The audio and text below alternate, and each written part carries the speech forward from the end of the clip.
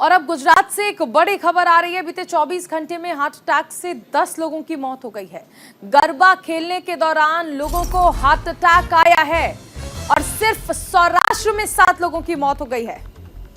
बड़ी खबर आपको बताई जा रही है। बीते 24 घंटे में हार्ट अटैक से 10 लोगों की मौत हो चुकी है।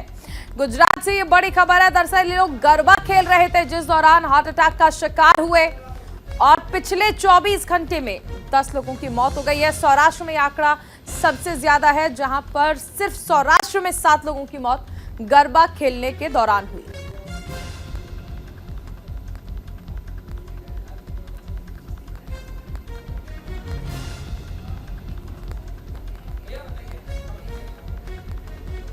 नवरात्र में गरबे का आयोजन किया गया और इस बीच ये जश्न जो है ये मातम में बदल गया जब पिछले 24 घंटे में 10 लोगों की हार्ट अटैक के कारण मौत हो गई।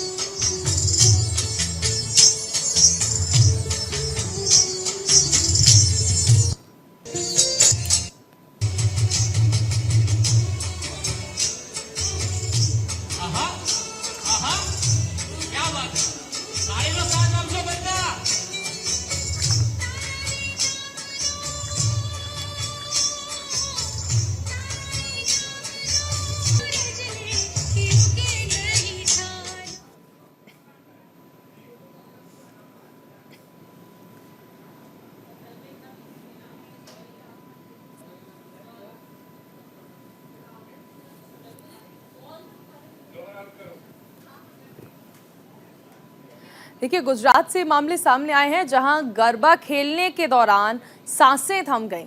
गरबा खेलने के दौरान 24 घंटे में 10 लोगों की मौत हो चुकी है। नवरात्र के 6 दिनों में एम्बुलेंस को 521 कॉल्स सिर्फ हार्ट अटैक से जुड़े मामलों में आए हैं।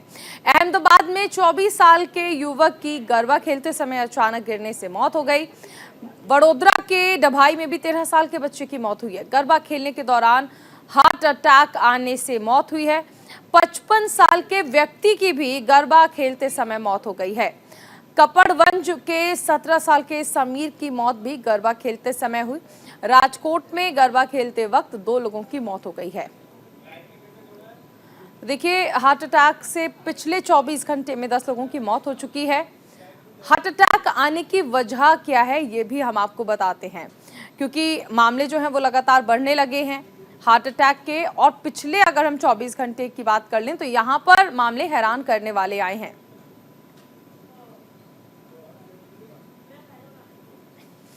चलिए, आखिर हार्ट अटैक के मामले बढ़ क्यों रहे हैं? डॉक्टर नरेश चावला, जो कि वाइस प्रेसिडेंट हैं दिल्ली मेडिकल काउंसिल के, हमारे साथ जुड़ गए हैं। उनसे चर्चा करते हैं।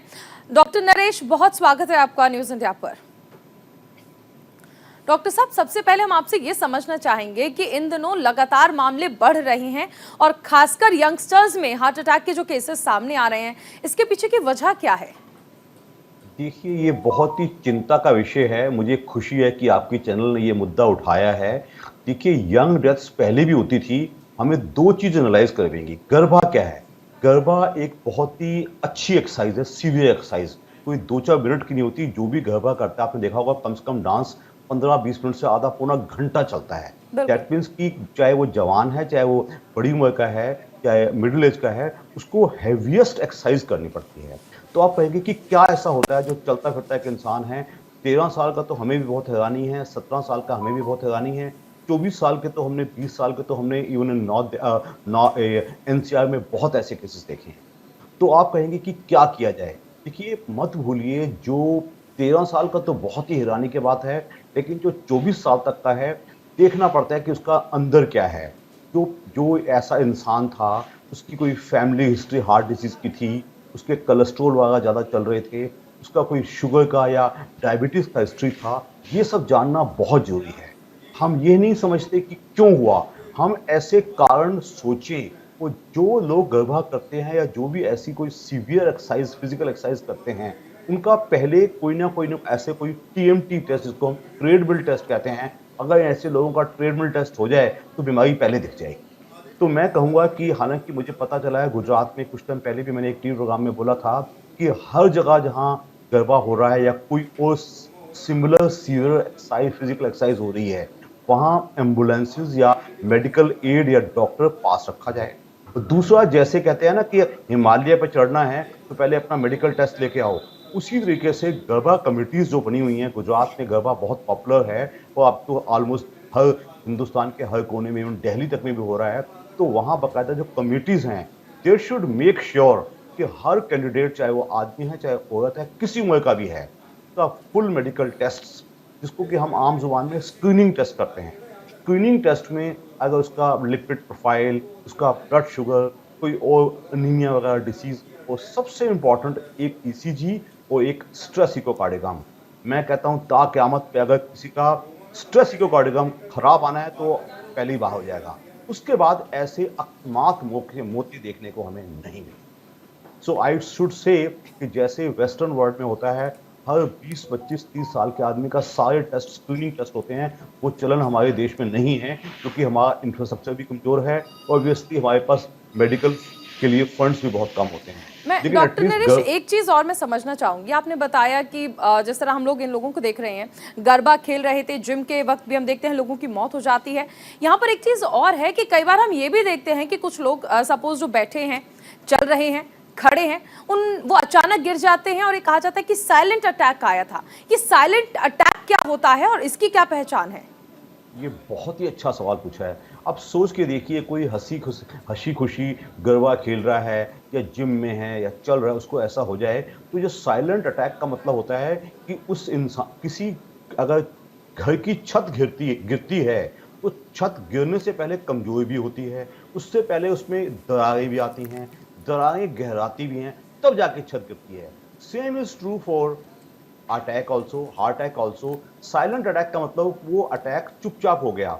नॉर्मली हम सोचेंगे किसी इंसान को हार्ट अटैक आएगा तो उसको दिल में दर्द भी होगा, उसकी बाजू में दर्द भी होगा, उसको कुछ और भी होगा। तो आजकल ऐसे केस बहुत देखे जा रहे हैं, पर्टिकुलरली डायबिटिक्स में, यानी कि जिनको शुगर है, उनमें तो हम जानते हैं साइलेंट अटैक्स बहुत ज़्यादा आते हैं। अब दूसरी जनता में भी, जिसमें हमने देखा है कि अपार्ट फ्रॉम जो जो हम नॉर्मली जिसको हम हार्ट अटैक कहते हैं, माइक्रोडियल इस्कीमिया, उसमें जब अगर हमारी कोरोनरी वेसल्स, यानी कि जो दिल की नालियों में जो दिल को खून सप्लाई करते हैं, उसमें अगर स्पाज्म भी आ जाए, स्पाज्म का मतलब अकड़ भी आ जाए, तो अटैक आ सकता है। तो मैं इतना ही कहूँगा कि ये बहुत ही टेक्निकल चीज़ है जो कि हम सुपर स्पेशलिस्ट इसको समझ सकते हैं। तो मैं इतना ही कहूँगा, आम जनता इतना समझे कि अगर आपको कोई सीवियर फिजिकल एक्टिविटी करनी है तो आप हमेशा अपना स्क्रीनिंग टेस्ट करवा के रखिए। उसमें इस किस्म की जो अकस्मात होते हैं, वो जो एकदम सरप्राइज देती हैं, वो आम आदमी डर जाता है। अब ये थोड़ा होगा कि ऐसी डेथ से गरबा बंद हो जाएगा, लेकिन ऐसे हजारों लोग हैं जो बेचारे इतने हतोत्साहित हो जाएंगे कि क्या करें क्या करें। उनका मेरा एक ही सुझाव है, अपना स्क्रीनिंग टेस्ट, जो कि जनरल स्क्रीनिंग टेस्ट भी हैं और जो कार्डियोलॉजी के स्क्रीनिंग टेस्ट हैं, जिसमें कि होल्टर्स होता है, जिसमें कि इकोकार्डियोग्राम होता है और स्ट्रेस इकोकार्डियोग्राम, अगर आप वो करवा लेंगे तो इस किस्म की मौतों के चांसेस ऑलमोस्ट मेरे हिसाब से निल हो जाने चाहिए। तो मेरी सुझाव है गरबा कमेटीज़ को, जहां आप इतना बड़ा खर्चा करते हैं, पंडाल लगाते हैं, लाइटें लगाते हैं, वो लगाते हैं, तो आप एक कंपल्सरी कार्डियोलॉजिकल स्क्रीनिंग टेस्ट अगर आप शुरू कर दें तो ऐसे हादसे नहीं हों। मैं एक चीज़ और समझना चाहूँगी डॉक्टर नरेश, क्योंकि देखिए आज का जो वक्त है वहाँ हर कोई आगे बढ़ना चाहता है। आप खासकर अगर हम यंगस्टर्स की बात कर लें तो वो लोग प्रॉपर तरीके से नींद पूरी नहीं करते हैं। इसके अलावा अगर हम स्ट्रेस की बात कर लें तो यंगस्टर्स में अल्कोहल के सेवन की बात हो, स्मोक करना हो, ये बहुत ज़्यादा बढ़ गया है और वजह वो लोग कहते हैं कि इससे स्ट्रेस कम होता है। इसके साथ कोलेस्ट्रॉल बढ़ना, ओबेसिटी, इन चीज़ों का ये चलन जो ज्यादा बढ़ने लगा है, क्या ये भी एक वजह है जिस वजह से हार्ट अटैक के मामले बढ़ रहे हैं? क्योंकि नींद पूरी ना होना लोगों को एक छोटी सी चीज लगती है, लेकिन ये एक बड़ी वजह हो सकती है। आपने बड़ा अच्छा सवाल पूछा है। आप ध्यान से देखिए, जो युवा आज से 50 साल पहले था और जो युवा आज से 30 साल पहले था और जो युवा आज है, बहुत फर्क पड़ रहा है। जो आज का युवा है वो सिर्फ आज में जीना चाहता है, वो जिंदगी का मजा लेना चाहता है। आपने एक बात और नहीं कही, उसका नाम है जंक फूड। मोस्टली आज के यंगस्टर्स, उनको घर की दाल रोटी सब्जी तो अच्छी लगती ही नहीं है, उनको तो फास्ट फूड चाहिए, पिज़्ज़ा बर्गर चाहिए, मोमोज चाहिए, वगैरह वगैरह। जंक फूड चाहिए। दूसरा जो फैक्टर है, जो नॉन फैक्टर है, मैं हमेशा उन फैक्टर्स की बात करूँगा जो मॉडिफाइबल हैं, जो बदले जा सकते हैं। स्मोकिंग रोकी जा सकती है। Smoking is a very distinct separate एक एक रिस्क फैक्टर है। और प्लस आजकल एक नई चीज़ आ गई है जो जो लोगों ने ये शुरू कर दी है कि ये पाइप्स शुरू करती हैं और सिगार्स शुरू करते हैं, और इतना फ्लेवर्ड सिगार्स आ रहे हैं। ये सब बहुत ही गलत है। अल्कोहल का चलन इतना बढ़ गया है, कहने को तो गुजरात एक ड्राई स्टेट है, लेकिन हमें पता है कि सब कुछ चल रहा होता है। और तीसरी और चौथी जो चीज़ मैं हमेशा करता हूँ, अपार्ट फ्रॉम फैमिली हिस्ट्री, अगर आपकी फैमिली हिस्ट्री बहुत स्ट्रांग है, आपके पिता माता या आपके नज़दीकी का हो चुका है, तो आपका हार्ट चेकअप तो बहुत जल्दी 20-22 साल पे हो ही जाना चाहिए। वो एक लास्ट फैक्टर है जो मैं हमेशा कोट करता हूँ, वो होती है कि जो आजकल ग्रुप ए पर्सनैलिटीज़, जिसमें इंसान बड़ा ना बेचैन रहता है, मुझे ये करना है, मुझे वो करना है, उसमें रात की नींद भी आ जाती है, 16-18 घंटे काम कर रहे हैं। इनफैक्ट जो एग्जेक्टिव्स हैं, जो कॉर्पोरेट में काम करते हैं, रात को 3-3 बजे तक बैठे हैं, 10-10 कप कॉफ़ी के पी गए, खाने का पता ही नहीं है, भूख मरी हुई है। तो ये कुछ ऐसी चीज़ें हैं, आपके चैनल के माध्यम से मैं organizers of any such event उनको भी बताना पसंद करूँगा। आज के जो पेरेंट्स हैं हमारे युवाओं के, उनको भी बताना पसंद करूँगा, ताकि बुरा ना मानिएगा, जो सुधार शुरू होता है वो घर से शुरू होता है। अगर किसी बच्चे का पिता उसको ढंग से बता देता है, बेटा तुझे ये करना है, तुझे ये नहीं करना है, तो मैं समझता हूँ कहीं ना कहीं ये चीज़ें सुधारी जा सकती हैं। Doctor Naresh, last of all, एक चीज़ और मैं आपसे जानना चाहूँगी, क्योंकि हम बात करें कि सिम्टम्स क्या हैं, कैसे हो सकता है, किन चीज़ों का ख्याल रखना है। ऐसे में कई बार देखा जाता है कि कुछ सिंपल टैबलेट्स आती हैं जिन्हें अगर आप अपने पास रखें और आपको ऐसा लगे कि सामने वाले व्यक्ति को हार्ट अटैक के सिम्टम्स हो रहे हैं या उसे हार्ट अटैक आ रहा है, तो ऐसी कुछ टैबलेट्स होती हैं क्या जिन्हें आप अपने पास रख सकते हैं और अगर किसी में सिम्टम नजर आए तो हम उसे दे सकते हैं, ताकि एटलीस्ट फर्स्ट एड का काम वो कर पाए? बहुत अच्छा सवाल है। देखिए, मैं कहूँगा आपके चैनल के माध्यम से मैं देश की सरकार को भी और मिनिस्टर ऑफ हेल्थ को ये निर्देश दूँगा। एक एक एक चीज़ है जिसको हम बोलते हैं सीपीआर, कार्डियो पल्मोनरी रिससिटेशन। हर आदमी को, ज़रूरी नहीं कि वो डॉक्टर हो या पैरामेडिकल वर्कर हो, चाहे वो टीचर है, चाहे वो कोई स्टूडेंट है, चाहे वो कोई कॉर्पोरेट वर्कर है, चाहे कोई अकाउंटेंट है, हमारे देश में सीपीआर सिखाने की आदत डाल दी जाए। हमने देखा है वेस्टर्न वर्ल्ड में, यूरोप में प्रैक्टिकली 10 में से 9 लोगों को सीपीआर आता है। और सीपीआर का मतलब क्या होता है? कोई ऐसी चीज़ हो जाए तो जो मुंह के थ्रू ऑक्सीजन आप मुंह के थ्रू दे सकते हैं, प्लस कार्डियक पंपिंग कर सकते हैं। अगर ये चीज़ आ जाए तो काफ़ी जानें बचाई जा सकती हैं। और ये मैं समझता हूँ all across India, all colleges, all schools और ऑल कॉर्पोरेट वर्ड्स, चाहे वो जो भी नौकरी कर रहे हैं, plus all teachers, all lawyers, अगर ये चीज़ सिखा दी जाए, प्लस ऑब्वियसली डॉक्टर्स और पैरामेडिकल्स को, तो बहुत फ़ायदा होगा।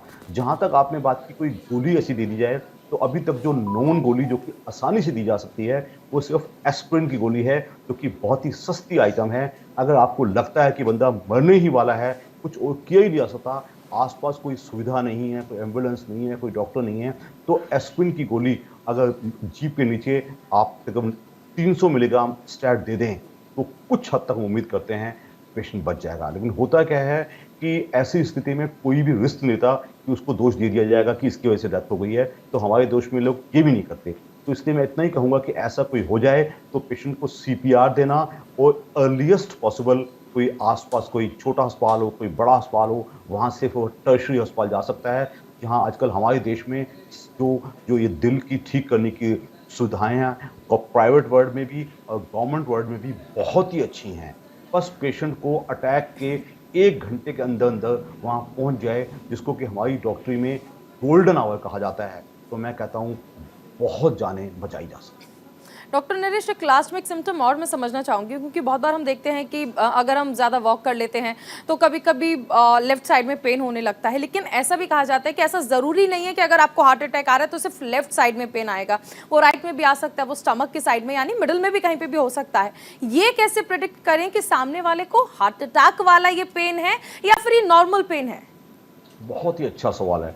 इसमें कोई शक नहीं है, कोई ज़रूरी नहीं है कि पेन लेफ्ट साइड हार्ट पे ही हो, वो बाजू में भी जा सकता है, वो जबड़े में भी जा सकता है, वो सेंटर में भी जा सकता है, और वो हो सकता है कि वो सिंपल पेट दर्द कर रहा हो।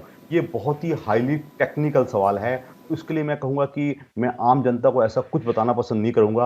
आपके लिए तो ज़रूरी इतना ही है कि ऐसा कुछ हो तो आप पेशेंट का, अगर आपके घर में आजकल डिजिटल ब्लड प्रेशर एपेरेटसेस होते हैं, पेशेंट का बीपी रिकॉर्ड किया जाए। और अगर आप पेशेंट एक्चुअली तुम्हें लग रहा है कि बहुत बिगड़ रहा है, तो आप सीपी अगर बेहोश हो ही गया है तो आप सीपीआर ट्राई कर सकते हैं। और look for a medical facility at the earliest. कोई एम्बुलेंस वगैरह, कोई मेडिको पैरामेडिको मिल जाए जो देख सके, वही बता पाएगा ये हार्ट की घटना हो ही नहीं होगा। लेकिन हाँ, कुछ और फैक्टर हैं। अगर पेशेंट पहले से, हमें पता है डायबिटिक है, उसको भी साइलेंट हार्ट अटैक आने के चांसेस बहुत ज़्यादा होते हैं। पेशेंट पहले से ही ओबीज है, पेशेंट पहले से ही स्मोकर ड्रिंकर है, पेशेंट पहले से ही आपको लग रहा है कि उसकी पर्सनैलिटी ऐसी है कि ऐसा काम करता है तो उसके साथ ऐसा हो सकता है, तो शक के दायरे में ऐसा पेशेंट पहले से ही आ जाता है। उसको तो जितना जल्दी हो सके एक प्रॉपर टर्शरी केयर फैसिलिटी में पहुंचाइए। जैसा कि मैंने पहले कहा, हमारी डॉक्टरी में इस गोल्डन आवर का महत्व बहुत होता है। अगर हमने घंटे 2 के अंदर पेशेंट को वहां पहुंचा दिया, तब तक ब्रेन का डैमेज नहीं हुआ है और कार्डियक टिश्यू मरा नहीं है। तो अगर प्रॉपर पेशेंट की स्टंटिंग हो जाती है या बाईपास हो जाता है, तो पेशेंट की जान बचाई जा सकती है। बिल्कुल, हम उम्मीद करते हैं कि जो हमने चर्चा की है वो हमारी जनता के लिए, हमारे दर्शकों के लिए बहुत प्रभावी रहेगी। और बहुत शुक्रिया नरेश जी हमारे साथ जुड़ने के थैंक यू। लिए और हमारे साथ चर्चा में शामिल होने के लिए। इसी के साथ इस बुलेटिन में फिलहाल इतना ही। आप बने रहिए न्यूज़ इंडिया के साथ।